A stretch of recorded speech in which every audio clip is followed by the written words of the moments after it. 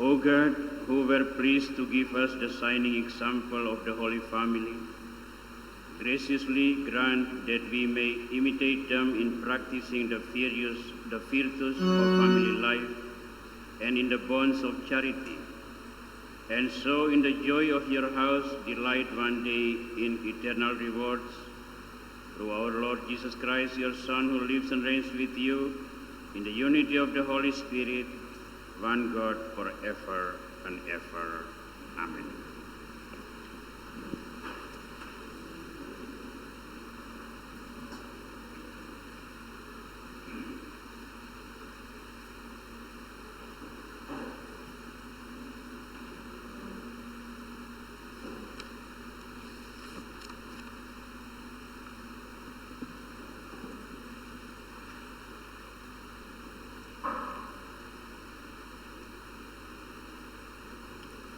Those who fear the Lord honor their parents.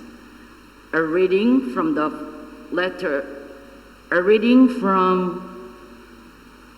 Sirach. God sets a father in honor of his children. A mother's authority he confirms over her sons. Whoever honors his father atones for sins and preserves himself from them. When he prays, he is heard. He stores up riches who reveres his mother. Whoever honors his father is gladdened by children, and when he prays, is heard. Whoever reveres his father will live a long life, and who obeys his father brings comfort to his mother. My son, take care of your father when he is old. Grieve him not as long as he lives. Even if his mind fails, be considerate to him. Revile him not all the days of his life. Kindness to a father will not be forgotten, firmly planted against the debt of your sins. A house raised in justice to you. The word of the Lord.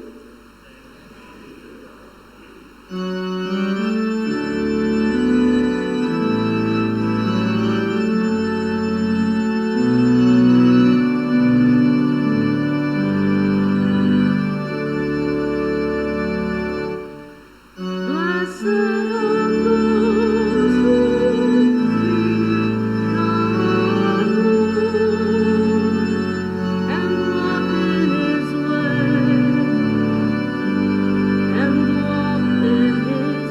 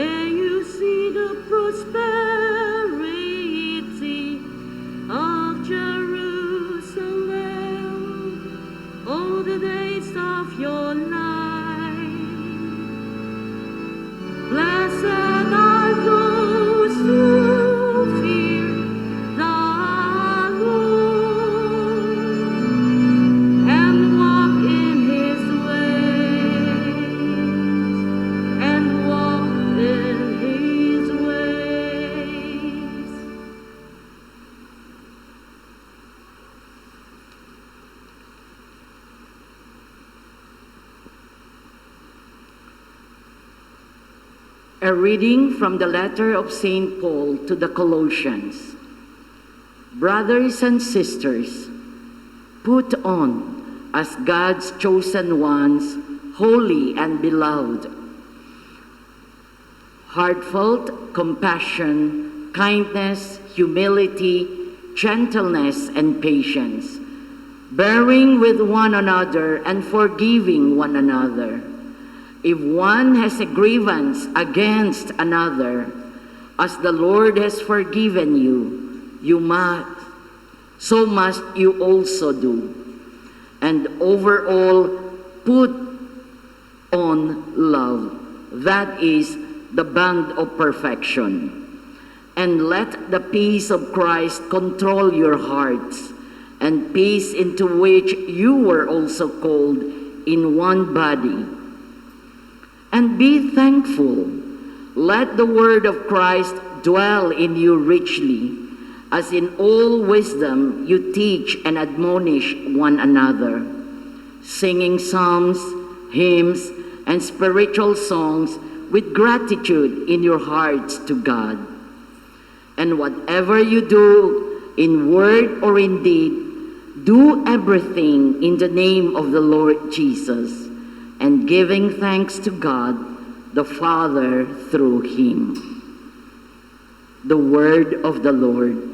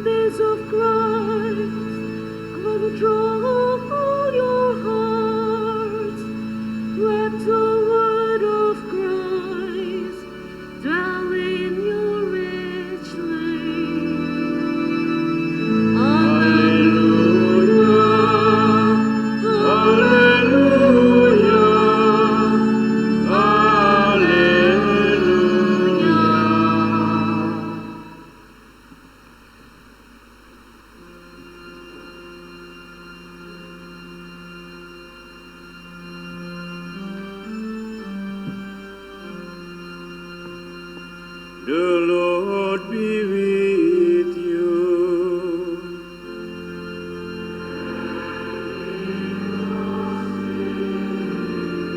A reading from the Holy Gospel according to Luke. Glory to you, O Lord.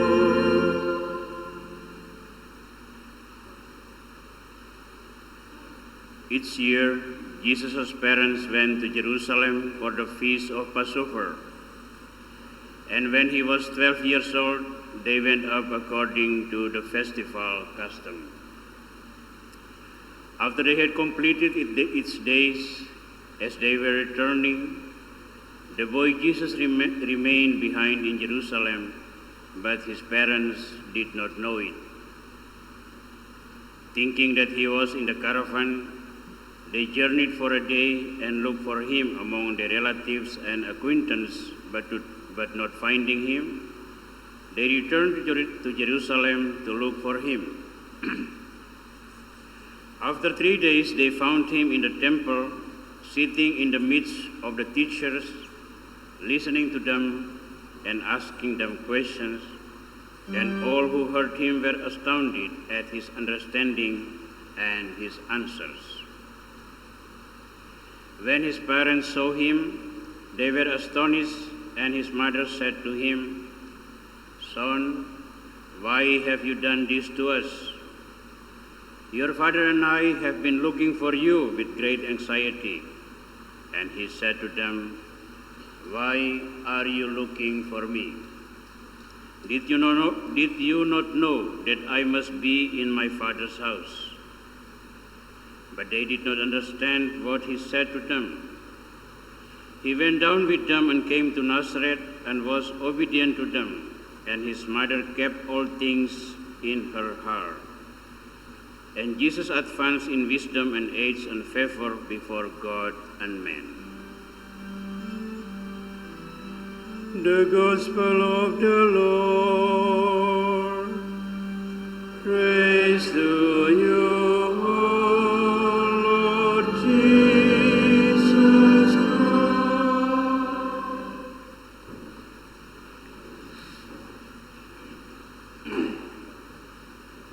My dear brothers and sisters in Christ, it is a great opportunity for all of us to meditate a little deeper, try to relate the Christmas Day and the Feast of the Holy Family. Yesterday we learned about the omnipotent essence of God is implemented in the limitation of the humankind. The supreme power works within the limit of competence of human being. It is a picture of how God the Almighty respects our human dignity, and He was willing to raise up our human dignity that was once destroyed by the sins.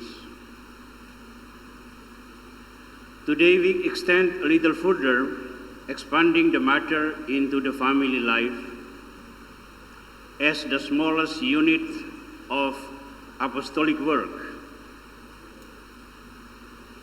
As individuals, each of us needs to live within a family, at least within a community, in case of us the celibate. Living in this small unit is actually establishing a solid rock for each of us in order to gain strength to do all our apostolic tasks wholeheartedly. And when we short of resources, we know where we would go in order to gain the new strength and inspiration. And that is the function of the family. So we can see how important the family life is. Even we have a lot of trouble living in the family, a lot of disagreement between husband and wife, between parents and children, between relatives and siblings. Yet at the end of the day, the family is actually the safe haven that we would like to return.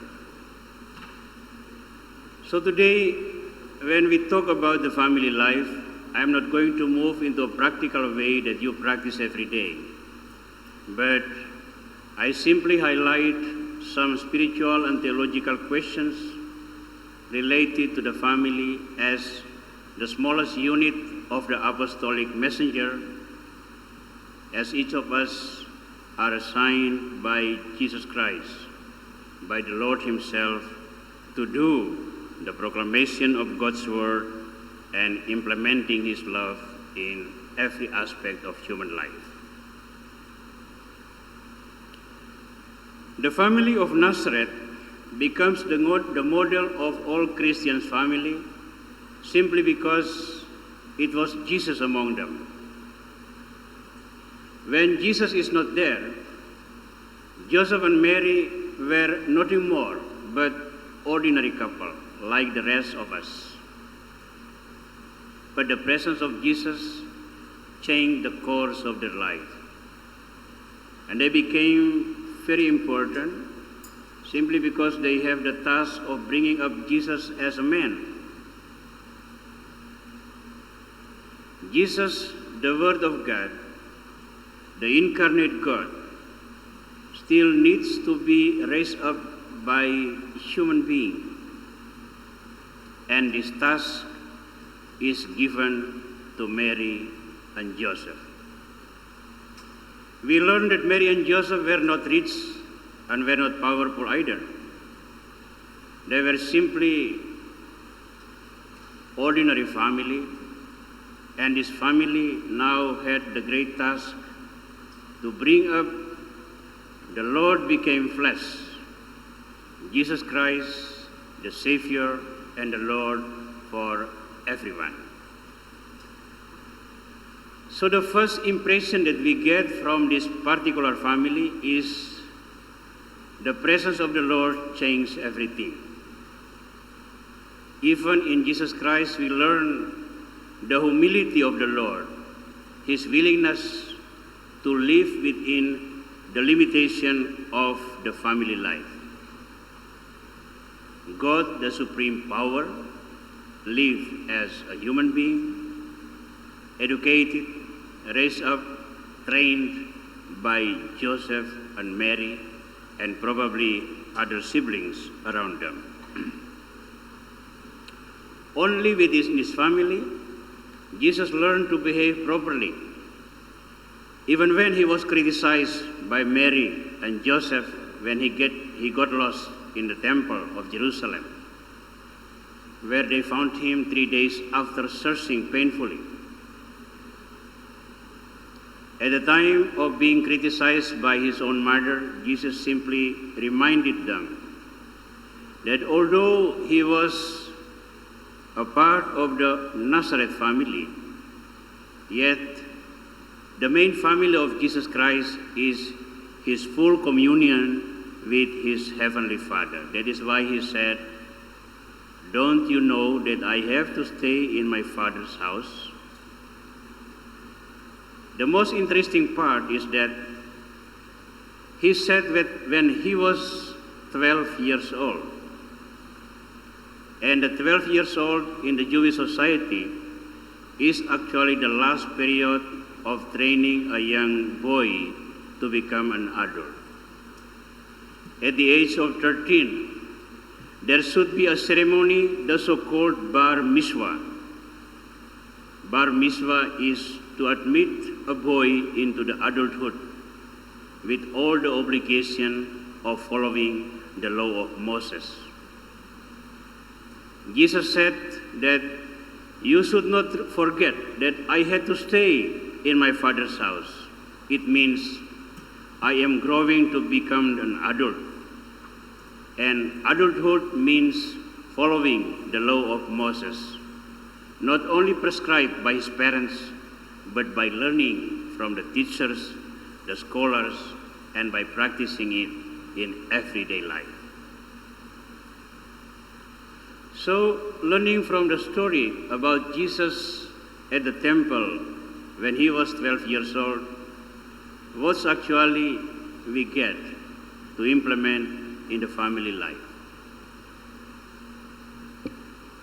First of all, related to Joseph and Mary, the message for us is it is important to appreciate everything given to us by the Lord, even the very small role that we have to implement in our life. When we appreciate God-given role in our life, we actually try our best to respect His will and to nurture it well.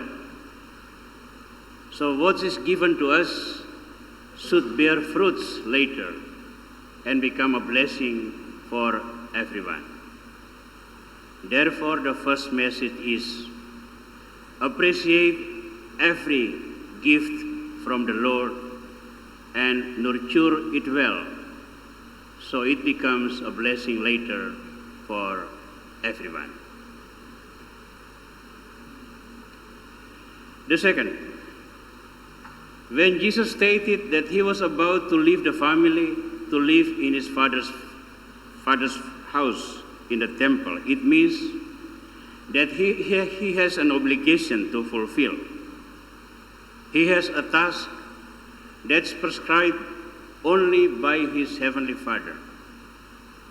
And in order to do it, it depends on God's will. Therefore, the second message that we should get from this Feast of the Holy Family is try to discover what God's will for us in every apostolic task given to us. Only when I decided to become a priest, it was the time I took seriously the essence of the apostolic task. I had to learn what it means to live celibate. I had to learn what it means to practice the value of the gospel, and when I fail, what I should do in order to recover. The same thing should apply to all of you. Even when you have a husband and wife, even you have children to raise up, still the same task applied to you. In what way I am going to answer to God's will in my apostolic task. In the letter of St. Paul to the Colossians, yesterday we choose the shorter version, but it is actually stated that all wives should be subordinate to the husbands. And at the same moment, the husband should love his wife properly. What does it mean? There must be an exchange of divine love given to all of you. The love that is given, it is set up by Jesus himself. The love that requires self-sacrifice in order to ensure that the other party get the message that Jesus is always with them. So the second message we learn from this is actually trying to discover the apostolic essence that everyone gets from the Lord within your role as the father of children, as the husband of wife, as the mother of children, and as the wife of your husband. This human role should be combined with the spiritual one that is given by the Lord, so you are able to express the whole essence of Christ's disciples as human being and as the messenger of Jesus Christ. The third, after leaving the temple, Jesus continued his life with his parents in Nazareth. And at the end of the quotation from the Gospel today, we learn he went down with them and came to Nazareth and was obedient to them. And his mother kept all things in her heart. And Jesus advanced in wisdom and age and favor before God and man. It means that Jesus actually became a good boy. He was obedient to his parents. He learned human wisdom, and he gained favor before the eyes of the Lord and the eyes of humankind. It means Jesus was a holy person, and Jesus was a good person in the society. So in Jesus, we learn the melting point between God's will and human practice. This is actually the ideal picture of Christ's disciple. Let yourself become the melting point of God's will and human wisdom. When you can combine all together, you become a person with conviction. Conviction in the providence of God the Almighty, and at the same time, you do everything you can to develop all talents granted to you by the Lord. So the collaboration between God and human being actually created an excellent preacher, an excellent apostle for the whole society. And all this happened within a family. Therefore, we need one important thing as the key element of the family life in order to support all this spiritual development. What is this key element? It is stated in the Gospel from Mary, the mother of Jesus.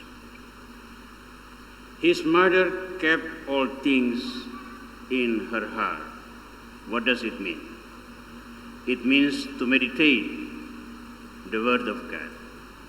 It means to pray in order to seek the will of God. It means to discern the future of life, how to develop the life today according to God's will, how to live according to the providence of God the Almighty. So what I am saying is that how important to have some spiritual character of the family life. Because in the spirituality of the family, you will learn how to cooperate between yourself and how to implement the Word of God in the practical life, and how to make all of them parallel in order to support the apostolic task that assigned to every Christian family. In this particular circumstance, I have to say, I admire any family who have strong spirituality. Because only in a good spirituality of family, we will have a lot of vocations. Believe me, vocation doesn't come from priestly life. It doesn't come from religious community. It comes out from the good family life. Therefore, when you develop such a good family life with strong character of spirituality, you actually provide the future of the apostolic task of the church, because only from the good family will come out many priests, religious, preachers, and charity workers who would like to implement God's will in practical way. So consider your task well, appreciate God's will, nurture all of them well to become blessing for everyone, and allow God to direct your own way in order to meet His will. So have a good family feast today, the feast of the Holy Family, and make sure that you respect your own family as the foundation of the whole Christian community. I love you all, and God bless you.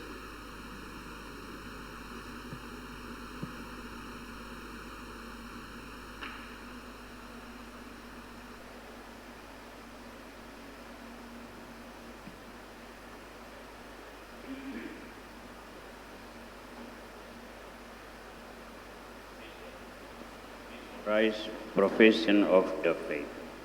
I believe in God, the Father Almighty, creator of heaven and earth, and in Jesus Christ, His only Son, our Lord, who was conceived by the Holy Spirit, born of the Virgin Mary, suffered under Pontius Pilate,